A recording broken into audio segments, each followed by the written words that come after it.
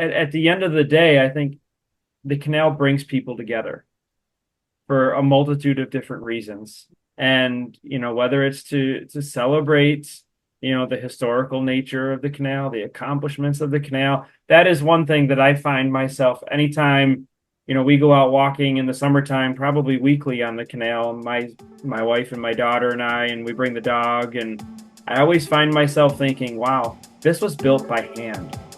What a marvel that is.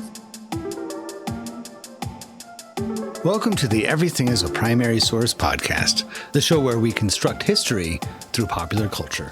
I'm your host, Eric Salmonson. I'm a social studies teacher, historian, and pop culture enthusiast. Each episode, I sit down with everyday people to discuss the media, objects, places, and events that shape us and reveal what they say about the past, as well as who we are now. The Everything is a Primary Source podcast is, therefore, your history, my history, our history through popular culture.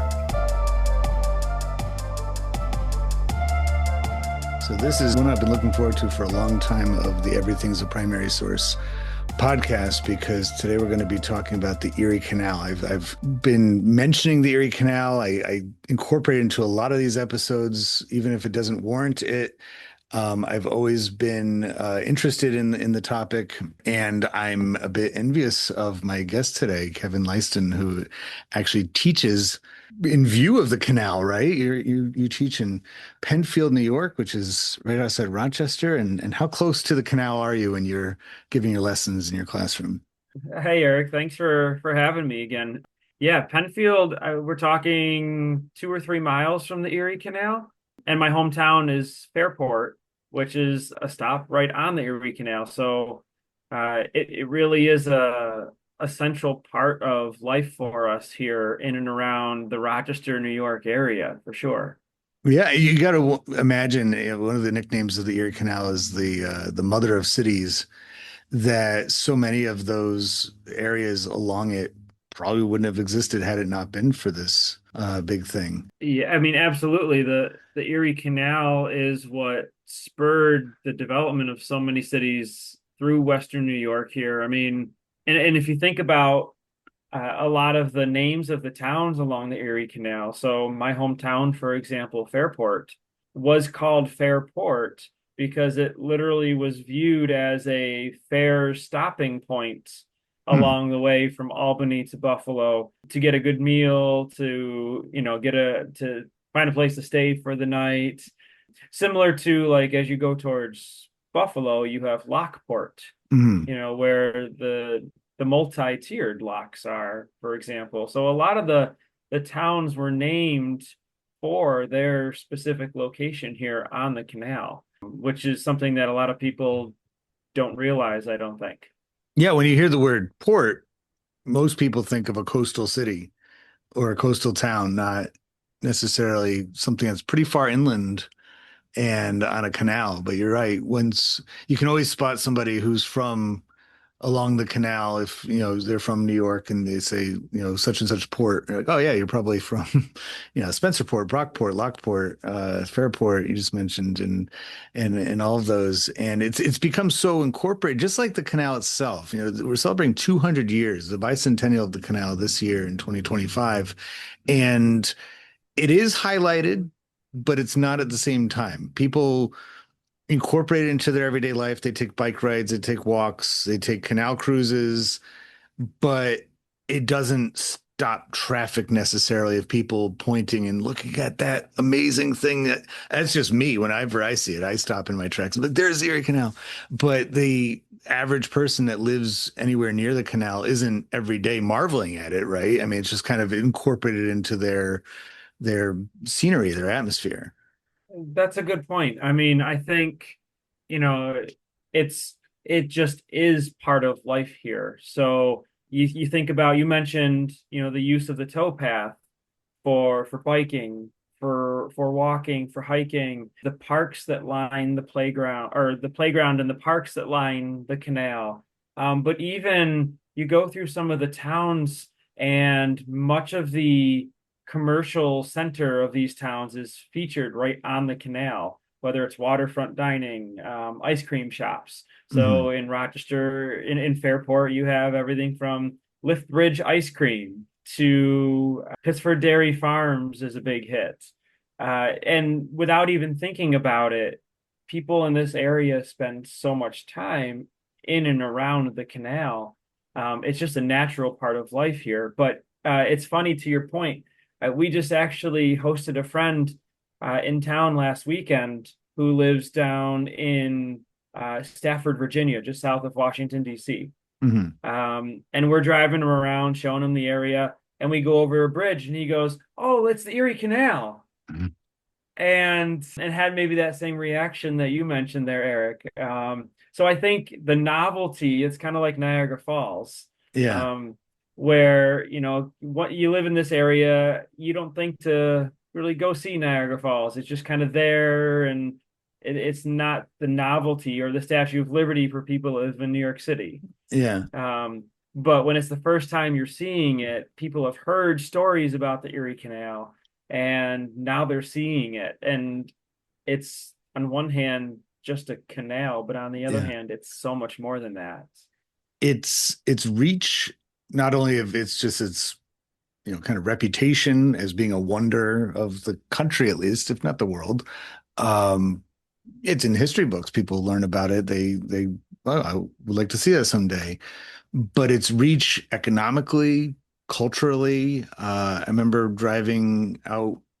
I wasn't very far west at that point, but we were in Indiana, on the border of Indiana and Illinois, and there was a sign there mentioning about the Erie Canal and the Wabash River and how they kind of, and if you look at it on a map, and I'm sure this was intentional, and we're going to get into that in just a moment, but the Erie Canal, once completed, creates basically a giant circuit that if you connect it to the Great Lakes and then the Mississippi River and follow that down to the Gulf of America or Mexico, as I'm more familiar with it, and then follow it back around the tip of Florida and up the coast again, you have a trade circuit. You have, of course, things aren't just going in a circle like that, but it's things being produced from the interior and being exported out in all directions, things coming into the country from far away, being able to find their way as far as Chicago, Milwaukee, and beyond, thanks to the canal and the Great Lakes that it connects to,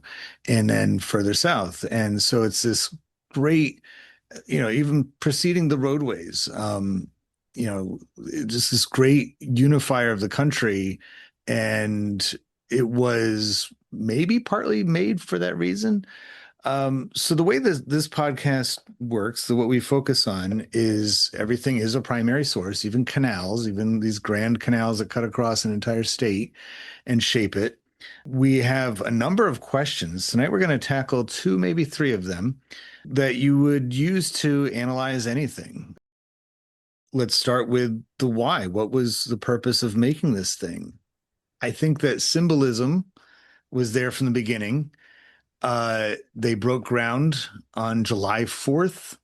Was it 1817? Does that sound I about right? believe I believe so. And I guess I can always edit that in. I'll say 1818 right now, and I could splice that in just in case. But sometime after the War of 1812, and which itself came after the Louisiana Purchase. So the idea of, to use a modern terminology, America was in a growth mindset at that time. That's a great use of the term there, I think, a growth mindset. But I think maybe a little bit of my bias here, not just America, though, but also New York State. New York State was fortunate to have a governor, DeWitt Clinton, in the early 1800s, who at least takes credit for having the vision. I'm sure there were others, advising him in some way, shape, or form, but takes credit for having the vision of this canal that truly would have made New York the gateway to the West, right? This was if you think about your early American history, the beginnings of Manifest Destiny, after you mentioned, Eric, the Louisiana Purchase, you have this westward expansion of, this race to develop the West, right? You see turnpike roads being built to try and get people out west around the same time. So having this vision of how can we bring that traffic through New York to economically benefit the Empire State was something that DeWitt Clinton, I think, should get credit for really foreshadowing and really having this vision for, but also for pushing through some of the criticism. The Erie Canal was originally by people who wanted to poke fun at it, called Clinton's Ditch. Yeah. Why is New York State spending all of this money to literally build by hand shovels this waterway through, and this was one of the marvels. Maybe we'll talk more about this later, but I think what makes the canal so unique is how it was built using the lock system, because as you go from Albany to Buffalo, you are going up in elevation Yeah. significantly throughout New York State. So, all of these challenges, it was ridiculed, but the joke was really on the critics, because westward expansion, to your point, really did come through Western New York here, Syracuse and Rochester to Buffalo, and then out to the Great Lakes. Um, and it really stimulated not just economic growth, but also social movements to the West as well. You gotta, I can't help but think that Clinton was pulling from the Hamiltonian mindset. And Clinton's father himself was a revolutionary. He was part of that generation of revolutionaries. So he kind of had that in his DNA, I suppose, of thinking next steps, right? Now that we have an independent nation, what are we going to do with it? Are we going to just be, a collection of states along the coast, or are we going to branch westward? And you see that with the Northwest Ordinance, those territories now, Indiana and Michigan and Illinois and the Great Lakes, basically. That was early on. And then you have the Henry Clay American system idea of let's get the interior moving, let's get this thing going. And with the national road, let's put a road that goes deep into the interior to get things from there out and maybe things from out there back in there. Clinton obviously was of that mindset, but it didn't seem like a lot of his contemporaries, like you said, were on board with it. Congress didn't want anything to do with this. It wasn't going to be something that they were going to support. And so he said, all right, New York's going to take it. Well, New York and the geography of New York lends itself to that. Now, I could be mistaken, but most of what's now Western New York was really not heavily settled. There were some people out there and parts of the Revolutionary War, and I suppose even by that point, the War of 1812. I mean, one of the biggest battles of the war took place just outside of New York, in Lundy's Lane, in the greater Niagara Falls, Buffalo region.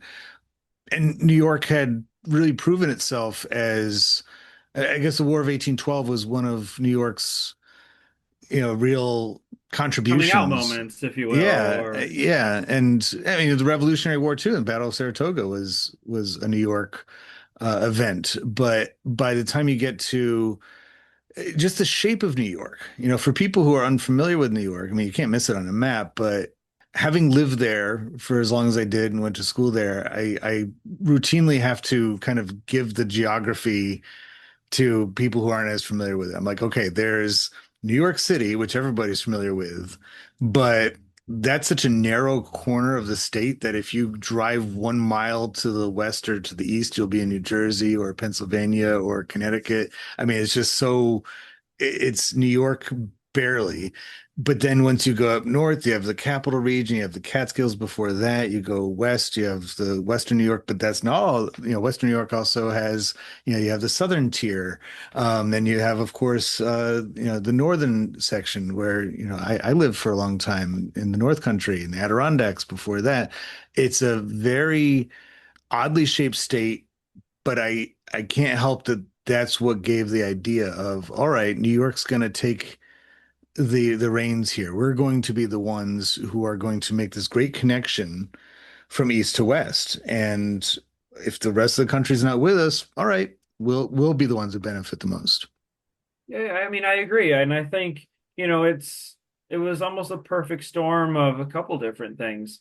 You mentioned the geography there, having that route from east to west available in the first place, but also in a way, maybe a stroke of luck too, because New York State had Lake Erie on the western end, but also the Hudson River already on the eastern end. So there was something to start and end and connect with. Yeah. And, New York City obviously was already a center of commerce and economic activity in the United States. So was up the Hudson River to Albany at that point.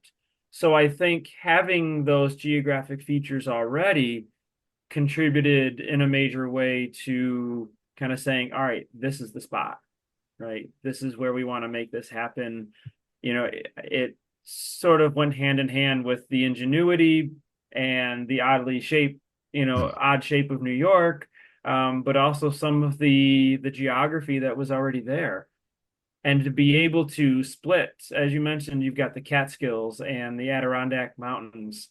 You think about the tourism aspect there too, I think was a little bit of foresight because the amount of people that travel from New York City to either the Catskills or the Adirondacks would be an economic boom for the state as well. I feel like so many of the topics that end up on this podcast have some similarities in that involved in them are people with vision, people that can see things that others might not be able to see. And that is absolutely true here, that Clinton was putting those things together. Again, I'm sure he had people with him on that. It wasn't just him, but it's his name. He's the one put forward on this. And looking at New York as having this opportunity that other states simply didn't have. Want to bring history to life in your classroom? With everything as a primary source to go, you can borrow real historical artifacts from the last 200 years, shipped right to your school. It's hands-on history, paired with ready-to-use lesson plans and classroom activities that make the past come to life for you and your students. Whether you're teaching the Industrial Revolution all the way up through the Communication Revolution, there's something in our collection for every era. Visit everything-history.com/EPS to go and start transforming your teaching today. That's everything-history.com/EPS to go, because history belongs in your hands.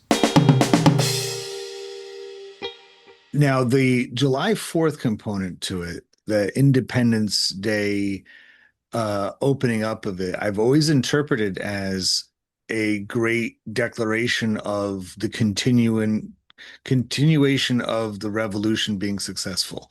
That unless we are fully detached from the rest of the world, as far as relying on them for things that we have in our homes, in our businesses, just in our economy, then we're not really an independent country. And breaking ground on the canal on the 4th of July was a way of saying we're beginning that process of being fully independent, that we're not going to be relying. Do you think that's a fair interpretation of the symbolism there? Oh, I think there's got to be some truth to that. I mean, independence, it can also very much be a mindset too. We have the political independence from the British, but I think also the mindset of we're independent, we can venture out on our own, we can do some of these things that might benefit us, whereas our hands were tied, when we were under the control of the British, and then you have very shortly thereafter the War of 1812 and the embargoes, and so I think there's the literal analogy to, celebrating Independence Day, and this is our new step forward in a way. But it's showing also the freedom of, hey, look what we can do when our hands aren't tied behind our back, so to speak. Yeah. Look at the progress we can make, the the achievements and steps forward we can make to really push forward our own course, so to speak. That angel of progress, if you will, and the manifest destiny famous image that I know most U.S. history teachers at least will be familiar with. Yeah.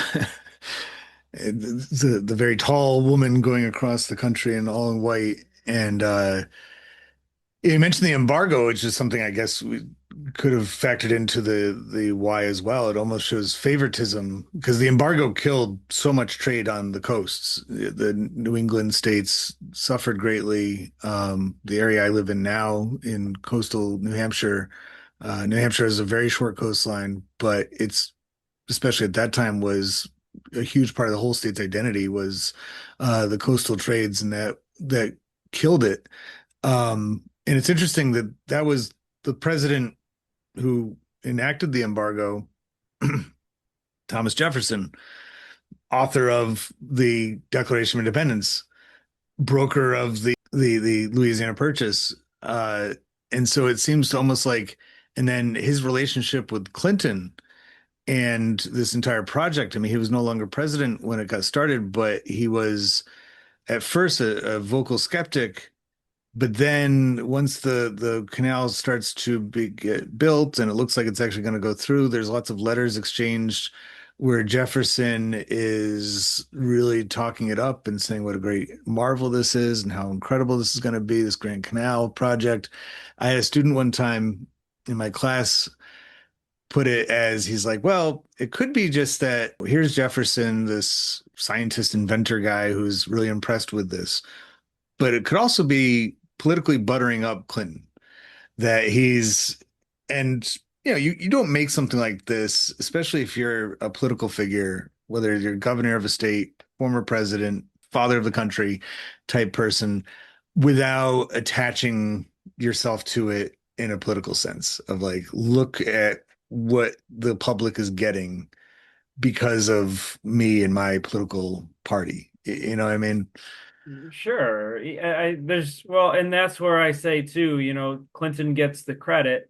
I have no doubt there was some encouragement. There had to have been somewhere along the way, political motivation here too. I mean, but you think about, and I'm just kind of thinking now as we're talking here. That's what I love about these conversations. But you think about the embargo and perhaps and as another reason why the canal was built here as a way to continue to promote internal economic growth and trade, commerce. Now that we have the Mississippi River, another access point to that, especially in the event that if we have another war where that we see embargoes or impressment of American sailors at that time, another way to continue trading and promoting economic growth in the face of maybe foreign threats that might Yeah. exist.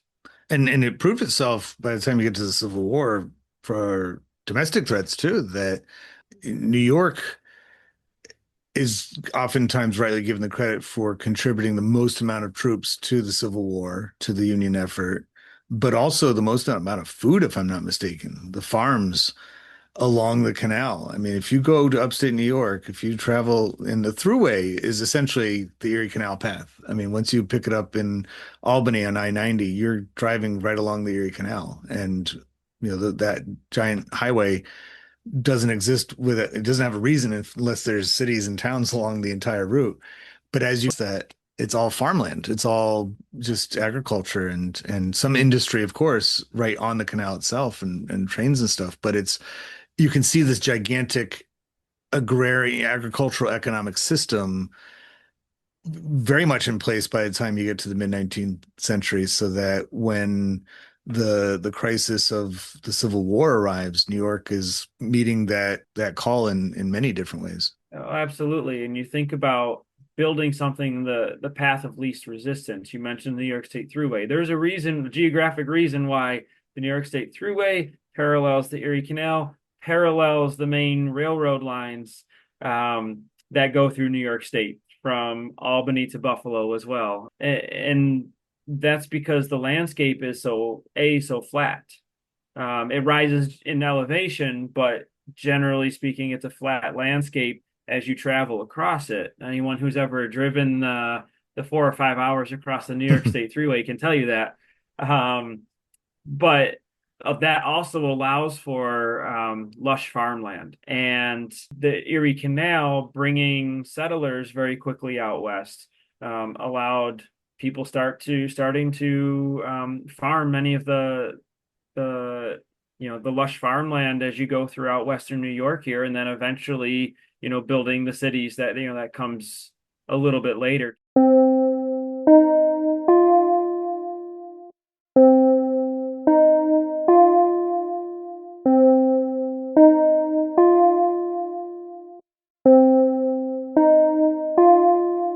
Let's talk about culture for a little bit. We've already dabbled in it a little bit, but I think that with the behaviors and ideas, I think, and I'll go back to the symbology again on this. Not only the political symbology of July 4th, you mentioned that spirit of independence that is there on July 4th and forever in America from that point on. Um, the when the canal actually opened in October of 1825, and it had already been, they had a soft opening before that, right? There was quite a bit of it was done. But Governor Clinton took a ride. He started in New York, right? And then made his way to Buffalo. I think that's the route he took, and then went back to New Yep. York. And then dumped. Yep. So there's actually a really great book called The Wedding of the Waters, and it's the story of how he scooped up Lake Erie water, and then on one end, and then I think it was Lake Erie water, and then traveled back down the canal, down the Hudson, and I think he dumped it into the Atlantic Ocean. And immediately destroyed the ecosystem of all these dozens of fish. Uh, You can fact check me on that if it was one to the other, but that's where the story of the Wedding of the Waters comes yeah, from. and it's not just a infrastructure thing that's been built. That this is going to be a cultural and social um, thing as well. I mean, he rides on a boat called the Seneca Chief, which, I mean, you call it something like that. The Seneca being one of the Iroquois, the Haudenosaunee nations along the canal. The Great Longhouse is, pre-exists before the canal itself. But calling yourself the Seneca Chief, that's your boat. And people knew he was coming. They shot out, was it every 7 miles they shot off a cannon, A canon, yep. saying that, the governor's here. And so it's this clear, he's not just bringing the water from the Atlantic to Erie and then Erie to the Atlantic. It's saying this is the culture. The culture is moving here, right? The people are going to be here.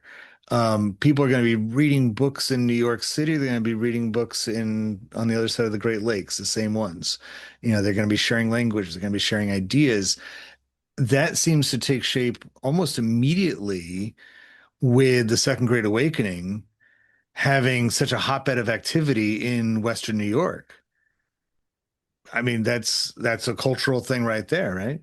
Absolutely. I mean, New York becomes the so-called burned over district during the Second Great Awakening, the western part of New York, I should say, because it was, as the analogy went, completely burned over with religious revival throughout the latter 1820s, 1830s, 1840s. So you see, not that whole idea of, we go back to the mindset of independence that transfers over, if you will, to religious independence. And you see all of these new different religious revival groups, if you will, led by, your Charles Finney's, for example, that are really challenging some of the traditional religious institutions that have existed. And through that, again, back to that mindset of independence, I think that speaks to also why the women's rights movement picks up steam right here in Western New York. I mean, we have Seneca Falls right here along the Erie Canal. Um, Susan B. Anthony is from Rochester, New York. Her famous voting, getting arrested for voting, took place in Canandaigua, New York, which is about 10 miles south of the Erie Canal. Um, so I think that mindset, that spirit of independence, not only um, factors into the building of the canal on the July 4th, as we talked about, but also then carries forward into some of these other independence, women's independence, religious independence. Um, Carries Abolition. for yes, abolition. How could I forget Frederick Douglass right here in Rochester as well, and the communication he had with William Lloyd Garrison out in New England, and some of the Elizabeth Cady Stantons who were also advocating for abolition along with women's suffrage. So there is this whole spirit of independence and spirit of reform, I think, that the Erie Canal either contributes to, or maybe, just provides a vehicle for that independence that was there all along. That would be a good conversation to have too. It's replicated again with the railroads, the Transcontinental Railroad in particular, which I mean, there's actually, but the Church of Jesus Christ of Latter-day Saints and Mormons have connection to the Erie Canal because Joseph Smith and Palmyra, and then there's a connection quite literally to the Transcontinental Railroad because that is in Utah, that the Promontory Point is in. So again, there's more American, exclusively American things, right? Coming from there. But there's some symmetry in as far as just like, and you mentioned it before, that movement west. It's such a natural thing for this country. I mean, it was founded by moving west, people from Europe to America. And each time that that happens, each iteration of it, it seems to be um, there's some other quite literally vehicle that's moving things along. Like if I'm not mistaken, Anthony Susan B. Anthony was, I think, from Massachusetts originally, and she went to Rochester specifically. You mentioned Frederick Douglass. He, after escaping slavery in Maryland, first starts in New England, but then goes to To Rochester Rochester, as well. And it was like publishes his North Star here. it was seeing it as like this is a new city. This these are going to be started. They're not going to be tied down to the past the same way that the East is, and that is setting the tone for later in the century. So after the Civil War, when westward expansion really, really gets super fast and a lot more sophisticated, you see it happening again, where people who might not be in the best circumstances in the East, and by that point, Rochester, Buffalo, Syracuse, that's the East, they're not the West anymore. But that same attitude happens in the West, where people are like, this is a fresh start. This is a new place. I mean, when you get to the Pacific Ocean, you have incredible cities like San Francisco and Los Angeles and San Diego, which are, and especially Los Angeles, like the ultimate. This is like the ultimate like cultural location, right? This is America putting its mark at the end of the continent. Like we made it, and it's like the Erie Canal was the first half of the 19th century version of that. The Transcontinental Railroad was the second half of and then that's getting kind of um I don't know, taking artistic license in a way, getting poetic about it in a more But there's some technical. symmetry there. Yeah, and they saw, I mean, the idea of a transcontinental railroad was brought up pretty early on. And you have to think that they were looking at the Erie Canal and saying, see, these kind of lofty ideas can actually be completed, and look at what it does. Yeah, and I mean, just to add to your list of evidence there, you look at the states that first gave women the right to vote. They were your Wyomings and your Dakotas, the states out west.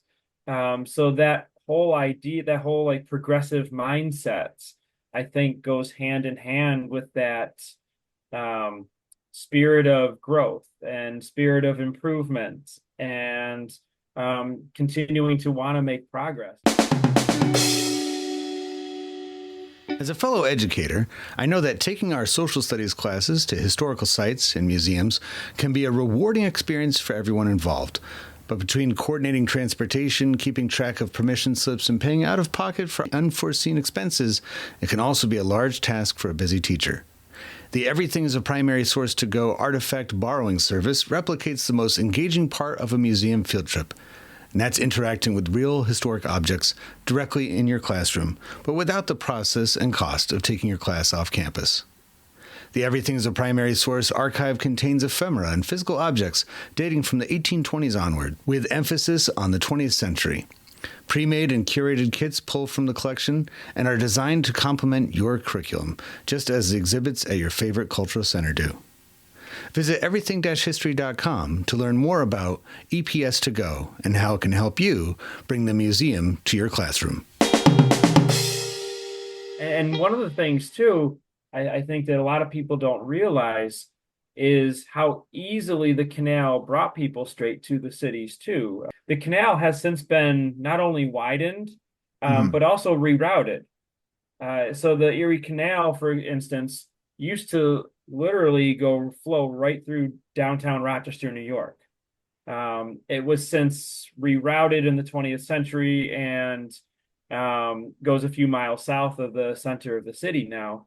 But having literally that door-to-door access, if you will, to be able to get off a boat on the Erie Canal and be in Rochester in this new, or Buffalo, this new, gateway to the west before it was St. Louis. There was something, to use your word, romantic about that I think was attractive to a lot of people. I've spent a lot of time in Albany, and I mean, that's where the canal technically begins, but I guess not, a little bit north of there. But anyway, like I don't see, and it kind of reminds me in a way of uh, Route 66, where it starts in Chicago or started and then ended in Los Angeles. But when most people think of Route 66, it's the Southwest. They think about going through Arizona and New Mexico and seeing the old gas stations and the garages and the diners and the roadside attractions. And I'm sure people in Illinois and Missouri will be like, oh no, we got some of that stuff too. But it's like those Well, places already had their identity to begin with. And in the gigantic city of Chicago, which exists in part because of Erie Canal, you'll find a sign that says this here begins Route 66, but it's in it's on the Santa Monica Pier in Los Angeles that's like, you made it. All right. Like that. And so similarly with the canal, it's like, yeah, like I couldn't even imagine like in Syracuse, Onondaga Lake is there. And that was a big part of, the canal went to the lake and, um, that was a part of the whole system. But I I have trouble finding like deciding where is the canal view in Syracuse. Do they even in Albany, like where are you going to see the canal? You know what I mean, or what's left of it. So it's in. I feel like it's the places that really exist because of the canal that are the ones who make it such a big part of their lives. Well, and you go through some of the towns here in Western New York, and right now it's like the Super Bowl. Yeah. The the signs that are up, the community events that are happening centered around the canal, the historical events. But yeah, the little mementos, and I mean, it really is a big deal. There are year-long events happening to celebrate the 200th anniversary of the canal. But I do wonder, and this is just my speculation, but you look at some of we said it before, the giants of American history who found Rochester as their home. Rochester has our airport is the Frederick Douglass Airport. The main bridge that goes through downtown Rochester is the Freddie Sue Bridge, the Frederick Douglass Susan B. Anthony Memorial Bridge. And those are names that regardless of where you are from in the United States, you know of, you've heard of before. And let's Um, not forget George Eastman George, yeah, and Xerox Eastman Kodak, on the and other side of town. I mean, the movie industry kind of owes itself to the Erie Canal, doesn't it? Because all that industry, Rochester's not just a city that somebody threw a dart at on a map and said, that's where we're going to do it. I mean, it lends itself so perfectly to producing things, right? And emanating in so many different directions. And I mean, Kodak revolutionized the way that we interact with each other and and communicate with each other in so many different ways, and democratized the whole concept of portraiture and picture taking. And yeah, that's a huge name too. I mean, Rochester, this is a pretty huge city. It's a good sized city, and it has a lot of culture, and it has a lot of really cool things you can't find anywhere else. Um, so yeah, I mean, it's and yeah, to go back to your point. I mean, people point to that canal as this is why we're here, and this is why all this stuff has happened here.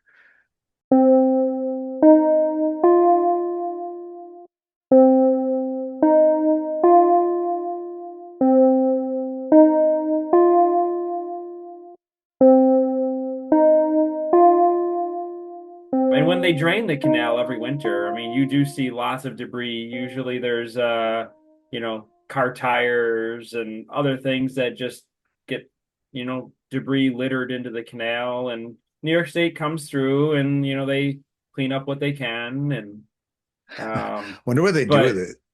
They fund like auction center, like, okay, it's stuff we find at the bottom. Here's a shopping cart from Wegmans, and uh, artifacts for your collection, Eric. that's how I would totally take on so much of that stuff. So this has been a pleasure talking to you. What my goal is with this and all these podcasts, but this one in particular is I would love to get some insights from other people, particularly those of you who are listeners, maybe students, teachers along the Erie Canal in New York State. We are celebrating 200 years of this incredible man-made waterway that's done so much for the country and done so much, of course, for the state. I'd love to get your perspectives. And there are, like every other primary source, there's other questions that you can answer that goes along with it. But Kevin, I know you do a lot of work with the Library of Congress and with teaching with primary sources. Is there uh, a pretty significant presence of Erie Canal items with the Library of Congress that are maybe being highlighted this year? There is quite a bit in there. One of the things we didn't talk about was the music of the Erie Canal. Oh, yes.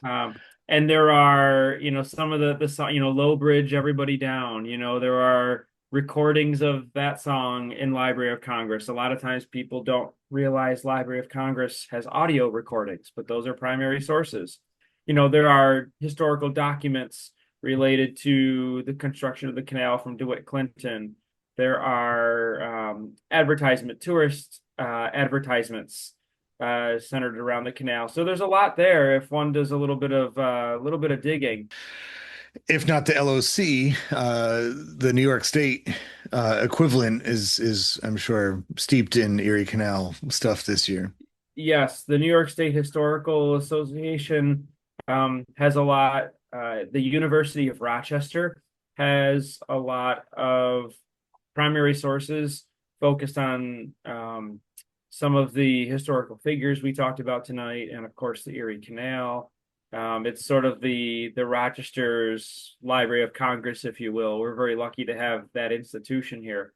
Um, and I mean, you can even go to like the New York State Canal's website, and they have lots of education materials around the canal as well. So if any of the listeners want to check it out, uh, those are some great resources to take a look at. It's truly the Empire State, and I'm almost positive that term didn't come about before the canal. I think the canal had a lot to do with the New York becoming the Empire State for certain. The seat of empire. Yeah. Well, thank you so much for taking the time tonight, Kevin. And I look forward to future conversations with you. And to all you listeners out there, always remember This is the EPS podcast where everything, including the Erie Canal, happy 200th birthday to Erie Canal, is a primary source. Maybe we should, I don't know all the lyrics right now, but we should sing A Mule Named Sal, right? Oh, the Erie Canal.